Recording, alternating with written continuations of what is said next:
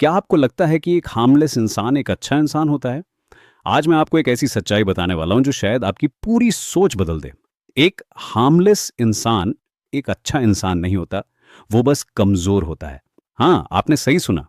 Society हमें सिखाती है कि जेंटर बनो, सॉफ्ट बनो, किसी को हर्ट मत करो, लेकिन यहाँ एक बड़ा फर्क है। अगर आप में नुकसान पहुंचाने की क्षमता ही नहीं है, तो आप शांति मेंटेन नहीं कर रहे। आपके पास कोई ऑप्शन ही नहीं है। आप एक शीप हैं, वुल्फ नहीं। इसे समझने के लिए एक सिंपल एग्जांपल लेते हैं। आपने कभी उन लोगों को देखा है जो हमेशा हाँ में सर हिलाते हैं, जो कभी किसी से डिसएग्री नहीं करते, जो हमेशा दूसरों को खुश रखने की कोशिश करते हैं? पहली नज़र में लगता है कि वो बहुत अच्छे लोग हैं, लेकिन रियलिटी में वो अपने अंदर के फ्रस्ट्रेशन को दबाते रहते हैं। वो अपनी बाउंड्रीज सेट नहीं कर पाते और धीरे धीरे वो अंदर से बिटर हो जाते हैं। लेकिन एक डेंजरस इंसान जिसके पास ताकत है, गुस्सा है, वायलेंस है, लेकिन वो उसे कंट्रोल में रखता है, वो असल में अच्छा इंसान है, क्योंकि उसकी काइंडनेस एक चॉइस है, कंपल्शन नहीं।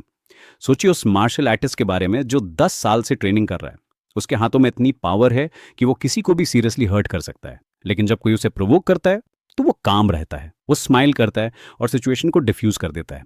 ये काइंडनेस है या वीकनेस? ये काइंडनेस है, क्योंकि उसके पास चॉइस है। वो जानता है कि वो क्या कर सकता है, लेकिन वो चूज करता है कि नहीं करना है। आइए इसे समझते हैं कार्ल जंग के थियरीज के थ्रू। कार्ल जंग एक फेमस साइकोलॉजिस्ट था जिसने ह्यूमन माइंड के डार्केस्ट कॉर्नर्स को एक्सप्लोर किया था। उसने कहा था कि हर इंसान के अंदर एक शैडो होता है। ये शैडो क्या है? ये वो हिस्सा है जिसे हम छुपाते हैं, सप्रेस करते हैं, इग्नोर करते हैं। युंग के अनुसार शैडो हमारे पर्सनालिटी का वो हिस्सा है जिसे हमने चाइल्डहुड से ही रिजेक्ट करना शुरू कर दिया था। जब हमारे पेरेंट्स या टीचर्स ने हमसे कहा था कि गुस्सा मत करो, अग्रेसिव मत बनो, हमेशा नाइस रहो, तो हमने अपने नेचुरल इमोशंस को सप्रेस करना शुरू कर दिया। लेकिन ये इमोशंस गायब नहीं हुए, वो हमारे अनकॉन्शियस माइंड में चले गए और वहां से हमारे बिहेवियर को इन्फ्लुएंस करते रहे। साइकोलॉजी कहती है कि जब आप अपने गुस्से को दबाते हैं तो वो खत्म नहीं होता, वो आपके अंदर छुपा रहता है और धीरे धीरे वो आपको अंदर से खोखला कर देता है। आपने देखा होगा उन लोगों को जो हमेशा स्माइल करते हैं, हमेशा नाइस बनते हैं, लेकिन अंदर से बिटर हैं। वो पैसिव अग्रेसिव हो जाते हैं, वो इनडायरेक्ट वेज में अपना फ्रस्ट्रेशन निकालते हैं। मॉडर्न रिसर्च भी इस बात को कंफर्म करती है। स्टडी शो करती हैं कि जो लोग अपनी नेगेटिव इमोशंस को सप्रेस करते हैं, उनमें डिप्रेशन और एंग्जाइटी का रिस्क बढ़ जाता है। वो अपने रिलेशनशिप्स में भी प्रॉब्लम्स फेस करते हैं, क्योंकि वो ऑथेंटिक नहीं हो पाते। वो हमेशा एक मास्क पहनकर रहते हैं। पैसिव अग्रेशन का मतलब यह है कि आप अपना गुस्सा डायरेक्टली एक्सप्रेस नहीं करते, बल्कि इनडायरेक्ट वेज में निकालते हैं, जैसे कि डेलिबरेटली लेट आना, इंपॉर्टेंट टास्क्स को प्रोक्रेस्टिनेट करना, सरकास्टिक कमेंट्स मारना या फिर साइलेंट ट्रीटमेंट देना। ये सब आपके सप्रेस्ड एंगर के सिम्टम्स हैं। युंग ने कहा था कि अगर आप अपनी परछाई यानी कि अपनी शैडो को इग्नोर करेंगे तो वो आपको कंट्रोल करेगी। आप सोचेंगे कि आप एक सेंट हैं, लेकिन रियलिटी में आप एक सप्रेस्ड फ्रस्ट्रेटेड इंसान होंगे। युंग का एक फेमस कोट है, everyone carries a shadow and the less it is embodied in the individuals conscious life, the blacker and denser it is. मतलब हर इंसान के अंदर एक शैडो होता है, और जितना कम आप इसे अपनी कॉन्शियस लाइफ में इंटीग्रेट करते हैं, उतना ही ये डार्क और डेंस होता जाता है। तो फिर सोल्यूशन क्या है? इंटीग्रेशन। जी हाँ, इंटीग्रेशन। अपने शैडो को अक्नॉलेज करना, उसे समझना और उसे ट्रेन करना। इंटीग्रेशन का मतलब ये नहीं कि आप वायलेंट बन जाएं या अपने हर इमोशन को बाहर निकाल दें। इसका मतलब ये है कि आप अपने डार्क साइड को एक्सेप्ट करें, उसे समझें और फिर उसे कंस्ट्रक्टिव वेज में चैनल करें। अब मैं आपके साथ एक एक्सपेरिमेंट करना चाहता हूं। अपनी आंखें बंद कीजिए। इमेजिन कीजिए उस इंसान को जिसने आपको सबसे ज्यादा हर्ट किया है। हो सकता है वो आपका बॉस हो, आपका एक्स हो या कोई फैमिली मेंबर हो। उस मोमेंट को याद कीजिए जब उन्होंने आपको सबसे ज्यादा पेन दिया था। उस सिचुएशन को डिटेल में विजुलाइज कीजिए। उनके वर्ड्स को सुनिए, उनके फेशियल एक्सप्रेशंस को देखिए, उस हेल्पलेसनेस को फील कीजिए जो आपने उस वक्त महसूस की थी। उस ह्यूमिलिएशन को, उस बिट्रेयल को, उस पेन को फील कीजिए। अब उस गुस्से को फील कीजिए, उस वायलेंस को फील कीजिए जो आप उस वक्त करना चाहते थे। हाँ, वो सब कुछ जो आप करना चाहते थे लेकिन नहीं किया। उस रेज को, उस एंगर को, उस डिस्ट्रक्टिव पावर को फील कीजिए। शायद आप चाहते थे कि आप उन्हें फिजिकली हार्म कर सकें। शायद आप चाहते थे कि आप उनकी रेपुटेशन डिस्ट्रॉय कर सकें। शायद आप चाहते थे कि आप उन्हें वैसा ही पेन दे सकें जैसा उन्होंने आपको दिया था। इन सभी थॉट्स को आने दीजिए, इन्हें जज मत कीजिए। ये जो मॉन्स्टर आपने अभी देखा, ये आप हैं, ये आपका शैडो है। और गेस व्हाट, ये नॉर्मल है, ये ह्यूमन है। हर इंसान के अंदर ये मॉन्स्टर होता है। ये मॉन्स्टर ही वो एनर्जी है जो आपको सर्वाइवल के लिए चाहिए। ये मॉन्स्टर ही वो फायर है जो आपको चैलेंजेस फेस करने की स्ट्रेंथ देती है। ये मॉन्स्टर ही वो पावर है जो आपको अपनी बाउंड्रीज डिफेंड करने में हेल्प करती है। सोसाइटी कहती है इस मॉन्स्टर को मार दो, लेकिन मैं कहता हूं इसे मारो मत, इसे ट्रेन करो, क्योंकि ये मॉन्स्टर ही आपकी असली स्ट्रेंथ है। ये मॉन्स्टर ही आपको कॉन्फिडेंस देता है। ये मॉन्स्टर ही आपको बताता है कि आप केपेबल हैं। जब आप जानते हैं कि आप डेंजरस हो सकते हैं, तब आपकी काइंडनेस में पावर होती है, तब आपकी जेंटलनेस में स्ट्रेंथ होती है, क्योंकि अब ये आपकी चॉइस है, आपकी वीकनेस नहीं। इसे समझने के लिए एक और एग्जांपल देते हैं। आपने कभी किसी प्रोफेशनल बॉक्सर को देखा है? रिंग के बाहर वो कितने काम और हम्बल होते हैं। वो किसी से फाइट नहीं करते, किसी को इंटिमिडेट नहीं करते। लेकिन क्या वो वीक हैं? बिल्कुल नहीं। वो जानते हैं कि उनके हाथों में क्या पावर है, इसीलिए वो इसे केयरफुली यूज करते हैं। देखिए, दुनिया उनकी इज्जत नहीं करती जो कमजोर हैं। दुनिया उनकी इज्जत करती है जो तलवार रखने की ताकत रखते हैं, पर उसे म्यान में रखते हैं। एक फेमस कोट है, it is better to be a warrior in a garden than a gardener in a war. इस कोट का डीप मीनिंग है, एक वॉरियर इन अ गार्डन का मतलब है कि आपके पास फाइटिंग स्किल्स हैं, आपके पास स्ट्रेंथ है, आपके पास करेज है, लेकिन आप पीसफुल एनवायरनमेंट में रहना चूज करते हैं। आप अपनी स्किल्स को कंस्ट्रक्टिव पर्पसेस के लिए यूज करते हैं। दूसरी तरफ एक गार्डनर इन अ वॉर का मतलब है कि आपके पास कोई फाइटिंग स्किल्स नहीं है, कोई स्ट्रेंथ नहीं है, और जब क्राइसिस आती है तो आप हेल्पलेस हो जाते हैं, आप विक्टिम बन जाते हैं। अब आप सोच रहे होंगे कि ये सब कैसे प्रैक्टिकल लाइफ में अप्लाई करें, तो सुनिए। पहले अपने एंगर को एब्जॉर्ब करना शुरू कीजिए। जब आप गुस्सा हो तो उसे सप्रेस मत कीजिए, उसे फील कीजिए, अंडरस्टैंड कीजिए। ये आपका शैडो है, आपका एक हिस्सा है। एंगर एब्जॉर्ब करने का मतलब यह है कि जब आप गुस्सा हो तो एक स्टेप बैक लीजिए और अपने इमोशंस को एनालाइज कीजिए। क्यों आप गुस्सा हैं? कौन सी बाउंड्रीज क्रॉस हुई हैं? कौन से वैल्यूज कॉम्प्रोमाइज हुए हैं? आपका एंगर आपको क्या मैसेज दे रहा है? अक्सर हमारा एंगर हमें बताता है कि कुछ रॉन्ग हो रहा है। हो सकता है कि कोई हमारी रिस्पेक्ट नहीं कर रहा, हो सकता है कि कोई हमारा एडवांटेज ले रहा है, हो सकता है कि हम अपनी वैल्यूज के अगेंस्ट कुछ कर रहे हैं। एंगर एक सिग्नल है, एक अलार्म है जो हमें बताता है कि एक्शन लेने की जरूरत है। फिर उस एंगर को चैनलाइज कीजिए। जिम में जाकर वर्कआउट कीजिए, बॉक्सिंग सीखिए, मार्शल आर्ट सीखिए, अपनी फिजिकल स्ट्रेंथ बढ़ाइए। जब आप फिजिकली स्ट्रांग होते हैं तो आपका कॉन्फिडेंस नेचुरली बढ़ता है। फिजिकल ट्रेनिंग सिर्फ बॉडी के लिए नहीं होती, ये माइंड के लिए भी होती है। जब आप हैवी वेट्स लिफ्ट करते हैं, जब आप पंचिंग बैग को हिट करते हैं, जब आप मार्शल आर्ट्स प्रैक्टिस करते हैं, तो आप अपने अग्रेशन को कंस्ट्रक्टिव वे में रिलीज करते हैं। आप अपने शैडो को ट्रेन करते हैं। मार्शल आर्ट्स पर्टिकुलरली हेल्पफुल होती है क्योंकि ये आपको डिसिप्लिन भी सिखाती है, ये आपको कंट्रोल भी सिखाती है। आप सीखते हैं कि कब अटैक करना है और कब डिफेंड करना है। आप सीखते हैं कि कैसे अपनी पावर को रिस्पॉन्सिबली यूज करना है। लेकिन सबसे इंपॉर्टेंट बात यह है कि आप अपने शैडो को एक्सेप्ट कीजिए, उससे डरिए मत। वो आपका एनिमी नहीं है, वो आपका एलाय है। जब आप अपने डार्क साइड को एक्सेप्ट करते हैं तब आप ट्रूली इंटीग्रेटेड हो जाते हैं।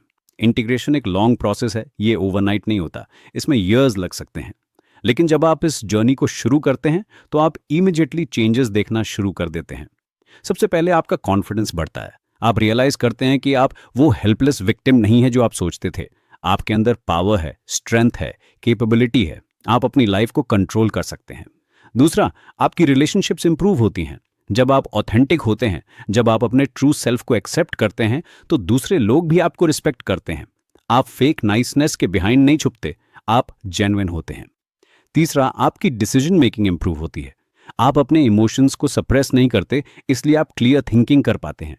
आप अपनी इंट्यूशन को ट्रस्ट करते हैं, आप अपनी गट फीलिंग्स को फॉलो करते हैं। यूं कहता था कि जब तक आप अपने शैडो को कॉन्शियस नहीं बनाते, तब तक वो आपकी लाइफ को कंट्रोल करता रहेगा और आप उसे अपनी फेट कहते रहेंगे। लेकिन जब आप उसे एक्नॉलेज करते हैं, तब आप उसके मास्टर बन जाते हैं। ये कॉन्सेप्ट सिर्फ साइकोलॉजी में नहीं बल्कि रियल लाइफ में भी काम करता है। आपने देखा होगा कि जो लोग ट्रूली कॉन्फिडेंट होते हैं वो अग्रेसिव नहीं होते, वो काम होते हैं, कंपोज्ड होते हैं, क्योंकि वो जानते हैं कि उनके पास पावर है, उन्हें प्रूव करने की जरूरत नहीं होती। रियल कॉन्फिडेंस और फेक कॉन्फिडेंस में यही फर्क है। फेक कॉन्फिडेंस में आपको कॉन्स्टेंटली प्रूव करना पड़ता है कि आप स्ट्रांग हैं, आपको लाउड होना पड़ता है, अग्रेसिव होना पड़ता है, दूसरों को पुट डाउन करना पड़ता है। लेकिन रियल कॉन्फिडेंस में आप क्वाइट स्ट्रेंथ रखते हैं। आप अपनी पावर को जानते हैं, लेकिन आप उसे अननेसेसरीली डिस्प्ले नहीं करते। दूसरी तरफ जो लोग इनसिक्योर होते हैं, वो हमेशा अपनी वीकनेस को छुपाने की कोशिश करते हैं। वो लाउड होते हैं, अग्रेसिव होते हैं, या फिर बिल्कुल ऑपोजिट में जाकर ओवरली नाइस बन जाते हैं। ओवरली नाइस लोग भी एक्चुअली अपनी इनसिक्योरिटी को हाइड कर रहे होते हैं। वो सोचते हैं कि अगर वो हमेशा अग्रीएबल रहेंगे तो लोग उन्हें लाइक करेंगे, लेकिन रियलिटी में लोग उन्हें वीक समझते हैं और उनका एडवांटेज लेते हैं। तो अगली बार जब कोई आपको प्रोवोक करे तो रिमेंबर कीजिए कि आपके पास चॉइस है। आप रिएक्ट कर सकते हैं या आप रिस्पॉन्ड कर सकते हैं। रिएक्ट करना आपके शैडो का कंट्रोल में होना है। रिस्पॉन्ड करना आपका अपने शैडो पर कंट्रोल होना है। रिएक्ट और रिस्पॉन्ड में क्या फर्क है? रिएक्ट करना इमोशनल है, इंपल्सिव है। जब आप रिएक्ट करते हैं तो आप अपने इमोशंस के कंट्रोल में होते हैं। आप बिना सोचे समझे एक्शन लेते हैं। आप अपने एंगर को डायरेक्टली एक्सप्रेस करते हैं, चाहे वो अप्रोप्रिएट हो या ना हो। रिस्पॉन्ड करना थॉटफुल है, इंटेंशनल है। जब आप रिस्पॉन्ड करते हैं तो आप पॉज लेते हैं, आप सिचुएशन को एनालाइज करते हैं, आप अपने ऑप्शंस को कंसिडर करते हैं, फिर आप कॉन्शियसली डिसाइड करते हैं कि क्या एक्शन लेना है। एक इंटीग्रेटेड पर्सन हमेशा रिस्पॉन्ड करता है, रिएक्ट नहीं करता। वो अपने इमोशंस को फील करता है, लेकिन उनसे कंट्रोल नहीं होता है। वो अपने शैडो को एक्नॉलेज करता है, लेकिन उसे वाइजली यूज करता है। ये जर्नी इजी नहीं है। अपने शैडो को फेस करना, उसे एक्सेप्ट करना और फिर उसे इंटीग्रेट करना, ये सब टाइम लेता है। लेकिन जब आप ये कर लेते हैं तो आप एक कंप्लीटली डिफरेंट पर्सन बन जाते हैं। इस जर्नी में आपको अपने चाइल्डहुड के ट्रॉमास को भी फेस करना पड़ सकता है। आपको उन मोमेंट्स को याद करना पड़ सकता है जब आपने पहली बार अपने एंगर को सप्रेस किया था। आपको उन बिलीव्स को चैलेंज करना पड़ सकता है जो आपने सोसाइटी से सीखी थी। ये प्रोसेस अनकंफर्टेबल हो सकती है। आप गिल्ट फील कर सकते हैं, आप शेम फील कर सकते हैं, आप सोच सकते हैं कि आप एक बैड पर्सन हैं क्योंकि आपके अंदर ये डार्क थॉट्स हैं। लेकिन रिमेंबर कीजिए, ये थॉट्स नॉर्मल हैं। हर इंसान के अंदर ये होते हैं। आप कॉन्फिडेंट बन जाते हैं लेकिन एरोगेंट नहीं। आप स्ट्रांग बन जाते हैं लेकिन बुली नहीं। आप काइंड बन जाते हैं लेकिन वीक नहीं, क्योंकि अब आपकी काइंडनेस आपकी स्ट्रेंथ से आती है, आपकी वीकनेस से नहीं। एरोगेंस और कॉन्फिडेंस में फर्क यह है कि एरोगेंट पर्सन को लगता है कि वो दूसरों से बेटर है। वो दूसरों को पुट डाउन करता है। वो अपनी इनसिक्योरिटीज को हाइड करने के लिए सुपीरियरिटी कॉम्प्लेक्स डेवलप करता है। कॉन्फिडेंट पर्सन को पता होता है कि वो केपेबल है, लेकिन वो दूसरों को रिस्पेक्ट भी करता है। वो अपनी स्ट्रेंथ्स को जानता है, लेकिन अपनी लिमिटेशंस को भी एक्सेप्ट करता है। वो हम्बल होता है लेकिन वीक नहीं। योंग का एक और फेमस कॉन्सेप्ट है इंडिविजुएशन। ये प्रोसेस है अपने ट्रू सेल्फ को डिस्कवर करने की, और ये तभी पॉसिबल है जब आप अपने शैडो को इंटीग्रेट करते हैं, जब आप अपने लाइट और डार्क दोनों साइड्स को एक्सेप्ट करते हैं। इंडिविजुएशन का मतलब यह है कि आप अपनी यूनिक पर्सनालिटी को डेवलप करते हैं। आप सोसाइटी के एक्सपेक्टेशंस के अकॉर्डिंग नहीं, बल्कि अपनी ऑथेंटिक सेल्फ के अकॉर्डिंग जीते हैं। आप अपनी वैल्यूज को फॉलो करते हैं, चाहे वो पॉपुलर हो या ना हो। मॉडर्न साइकोलॉजी भी इस बात को सपोर्ट करती है। स्टडीज शो करती हैं कि जो लोग अपनी नेगेटिव इमोशंस को सप्रेस करते हैं, वो मेंटल हेल्थ प्रॉब्लम्स फेस करते हैं। डिप्रेशन, एंजाइटी और दूसरी साइकोलॉजिकल इश्यूज का रिस्क बढ़ जाता है। रिसर्च भी बताती है कि इमोशनल सप्रेशन से फिजिकल हेल्थ प्रॉब्लम्स भी हो सकती हैं। High blood pressure, heart disease और इम्यून सिस्टम की प्रॉब्लम्स हो सकती हैं। क्योंकि जब आप अपने इमोशंस को सप्रेस करते हैं तो आपका बॉडी क्रॉनिक स्ट्रेस में रहता है। इसलिए अगली बार जब आप गुस्सा हों तो उसे वेलकम कीजिए। उससे कहिए, आओ, मैं तुम्हें समझना चाहता हूं, तुम मुझे क्या बताना चाहते हो। क्योंकि आपका एंगर आपको कुछ मैसेज दे रहा है। हो सकता है कि आपकी बाउंड्रीज क्रॉस हो रही हों, हो सकता है कि आप अपनी वैल्यूज कॉम्प्रोमाइज कर रहे हों। एंगर एक पावरफुल इमोशन है। यह आपको एनर्जी देती है, यह आपको मोटिवेशन देती है, यह आपको बताती है कि कुछ चेंज करने की जरूरत है। लेकिन अगर आप इसे सप्रेस करते हैं तो ये एनर्जी वेस्ट हो जाती है, ये फ्रस्ट्रेशन में कन्वर्ट हो जाती है। लेकिन रिमेंबर, इंटीग्रेट करने का मतलब ये नहीं है कि आप वायलेंट बन जाएं। इसका मतलब ये है कि आप अपनी कैपेसिटी को एक्नॉलेज करें और फिर उसे वाइजली यूज करें। वायलेंस और अग्रेशन में फर्क है। वायलेंस डिस्ट्रक्टिव होती है, ये दूसरों को हार्म करने के लिए होती है, लेकिन अग्रेशन कंस्ट्रक्टिव भी हो सकती है। हेल्दी अग्रेशन आपको अपने गोल्स अचीव करने में हेल्प करती है। यह आपको चैलेंजेस फेस करने की स्ट्रेंथ देती है। एक वॉरियर अपनी स्वॉर्ड को तभी निकालता है जब जरूरत होती है, बाकी टाइम वो उसे शीत में रखता है। लेकिन वो हमेशा रेडी रहता है, वो हमेशा अलर्ट रहता है, और सबसे इंपॉर्टेंट, वो अपनी पावर को जानता है। वॉरियर माइंडसेट का मतलब ये नहीं है कि आप हमेशा फाइटिंग मोड में रहें।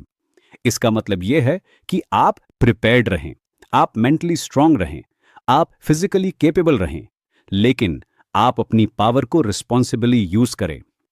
मॉडर्न वॉरियर्स जैसे कि military personnel, law enforcement officers, martial artists, ये सब अपनी डेंजरस कैपेबिलिटीज को डेवलप करते हैं, लेकिन ये इन्हें सोसाइटी की प्रोटेक्शन के लिए यूज करते हैं। ये अपनी पावर को सेल्फिश पर्पसेस के लिए नहीं, बल्कि ग्रेटर गुड के लिए यूज करते हैं। तो आज से आप भी एक वॉरियर बनिए, अपने शैडो को अपना अलाय बनाइए, अपनी डार्क साइड को अपनी स्ट्रेंथ बनाइए, और याद रखिए, ट्रू पावर वो नहीं है जो आप दिखाते हैं, ट्रू पावर वो है जो आप कंट्रोल करते हैं। जब आप अपने शैडो को इंटीग्रेट करते हैं, तो आप अपनी फुल पोटेंशियल को अनलॉक करते हैं, आप अपनी क्रिएटिविटी को बढ़ाते हैं, आप अपनी लीडरशिप एबिलिटीज को डेवलप करते हैं, आप अपनी प्रॉब्लम सॉल्विंग स्किल्स को इंप्रूव करते हैं।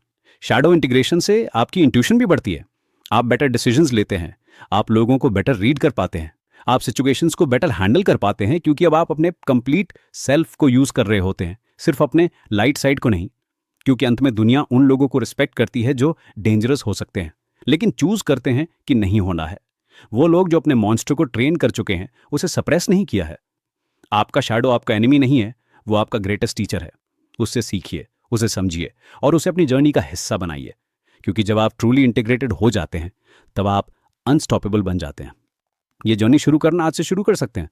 अपने इमोशंस को ऑब्जर्व करना शुरू कीजिए, अपने एंगर को वेलकम कीजिए, अपनी फिजिकल स्ट्रेंथ को डेवलप कीजिए, अपने शैडो को एक्नॉलेज कीजिए, और सबसे इंपॉर्टेंट, अपने ट्रू सेल्फ को एक्सेप्ट कीजिए। याद रखिए, आप एक कंप्लीट ह्यूमन बीइंग हैं। आपके अंदर लाइट भी है और डार्कनेस भी, दोनों आपके हैं, दोनों वैल्यूबल है। जब आप दोनों को इंटीग्रेट करते हैं, तब आप ट्रूली पावरफुल बन जाते हैं, तब आप ट्रूली फ्री बन जाते हैं, तब आप ट्रूली अलाइव बन जाते हैं।